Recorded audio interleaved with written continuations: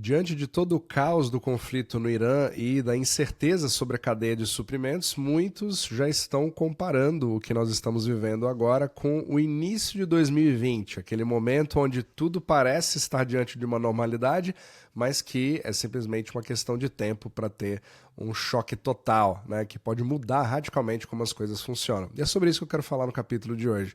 Esse artigo que foi postado aqui no X, né, há menos de 24 horas, foi muito, muito interessante, ele é bem extenso, do Craig Tyndale. Ele fala de um processo em cascata, né, baseado no conflito que está tendo agora nesse estreito aqui de Hormuz. Então todo mundo fala sobre a parte do petróleo, né, que de fato fala sobre a guerra de energia, etc. Quem tem mais reservas. Nós fizemos até um capítulo recentemente sobre esse assunto, mas aqui ele vai muito além, porque não se trata somente da energia em si, mas sim toda a cadeia da cadeia produtiva oriunda, né, que precisa do petróleo como insumo. E aqui ele fala assim de uma forma bem completa sobre os riscos, inclusive em indústrias que a gente não imagina, como a indústria médica, a própria agricultura, né? Você tem aqui o poliéster, você tem o gás natural, você tem toda a parte do ácido sulfúrico, inclusive do próprio cobre, entre vários outros, que fazem com que toda a cadeia produtiva, em coisas que a gente nem imagina, possam vir a ser impactadas também.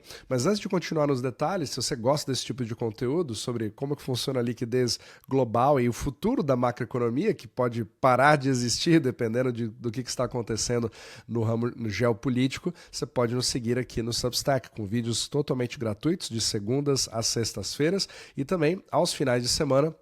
A gente tem a Universidade Omnimacro, onde a gente explica exatamente os detalhes de tudo que ensinaram ou que se fala na mídia sobre o dólar, sobre as outras moedas e o impacto nos mercados. Mas se você quiser uma coisa mais prática, você pode acompanhar o nosso próprio portfólio, né? O portfólio Omnimacro, onde a gente está fazendo algumas modificações que a gente vai falar no fim de semana para poder justamente navegar toda essa incerteza, né, do fourth turning. Se a gente tiver aí um momento onde a análise gráfica já não funciona mais, porque você não sabe o que vai acontecer com o mundo ou se ele vai ser a mesma coisa nas próximas semanas, e é para isso que a gente está preparado aqui na Omnimacro. Então todos os links estão na descrição abaixo, basta você usar aqui o link do Substack, é totalmente gratuito de você participar.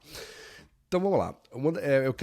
Claro que tem várias questões ali, são 12 passos específicos e tem uma série de detalhes, mas eu acho que uma das coisas que mais chama a atenção, principalmente no que a gente vem estudando aqui nesse canal, é bastante em relação a toda mudança tecnológica que nós estamos tendo agora pela inteligência artificial, que começou desde 2022 ali com a introdução do ChatGPT, e agora parece que a cada semana nós temos um modelo novo, e tudo que está acontecendo hoje em dia, né, que está revolucionando a forma de trabalhar, inclusive a mim, né, eu uso isso praticamente todos os dias para poder comunicar com vocês, com funcionários, etc. E tudo isso é maravilhoso, só que essa dependência digital que está sendo criada agora, ela precisa de infraestrutura física para que isso ocorra. E nós estamos tendo agora uma grande guerra em relação a quem faz mais data centers, mais rápido, etc. Né? Toda essa parte do statecraft que eu falo bastante nesse canal, para quem nos acompanha. Só que agora nós estamos com um risco sistêmico, né? Segundo o artigo, onde essa dependência brutal ela pode ser como se fosse uma dependência alimentícia. Você simplesmente poderia parar de trabalhar dependendo da jurisdição onde você se encontra e a dependência daquela jurisdição em relação à infraestrutura, porque afinal de contas o processo de globalização, né, caso você mora aí embaixo de uma pedra, ele está literalmente se desintegrando na nossa frente e novos blocos estão sendo compostos. Então, só que toda a forma que o sistema vinha funcionando até então, tanto monetariamente quanto fisicamente, continua globalizado. Então, a mudança, a transição para algo mais feudal, mais isolado, ela com certeza vai ter uma quantidade de rupturas gigantesca. Então, às vezes, o que muita gente não pensa, né, que ele falou no artigo, é a questão de uma possível inflação, só que todo mundo está focando na inflação monetária, né? E aqui nós estaríamos falando sobre a subida exagerada de preços baseados pelo famoso supply shock, que foi exatamente o tema que ocorreu em 2020, principalmente depois ali 2021, 2022, causando a maior subida de juros, né, a subida mais rápida de juros ali pelo Fed, justamente combatendo talvez o efeito errado, porque a fórmula de todos os bancos centrais é: nós precisamos subir juros para controlar a inflação e baixar os juros para poder reduzir e estimular a economia, mas a gente sabe que tudo isso não funciona nos dias de hoje, principalmente na forma que o sistema se compôs depois de 2008. Só que agora, quando você olha essa parte do supply shock, ela poder voltar a acontecer como se fosse uma nova pandemia, mas agora baseado no mundo, na esfera bélica, você começa a ver os diversos fatores que vão se colocando ali numa sequência, numa cadeia, né? Então, por exemplo, aqui a inflação dos combustíveis, ela se torna a inflação de fertilizantes, né? Aí a inflação de fertilizantes torna-se inflação de alimentos. Então, só num ciclo de plantio, por exemplo, né, no caso do agro, e o Brasil é totalmente envolvido nisso, uma escassez alimentar transforma uma crise econômica em um colapso político. E, de repente, aquele país que está menos favorecido naquele tipo de suprimento já não tem como se sustentar, também não pode contar com seus parceiros e, de repente, isso entra num total colapso, né? Você entra em risco de default, etc. Aí você começa a observar índices como Credit Default Swaps, né? Que são os CDS que vão rompendo ali. Então, você vê países que, principalmente aqueles países que ficam à mercê do sistema eurodólar, lembrando, é muito importante a gente entender essa parte, que é uma imagem que eu coloco bastante aqui, né? Então você percebe justamente que, pela dependência do sistema do dólar, né, ao redor do mundo, que é esse sistema eurodólar, os países ficam à mercê. Então eles precisam desses dólares para poder garantir a sua participação nesse sistema.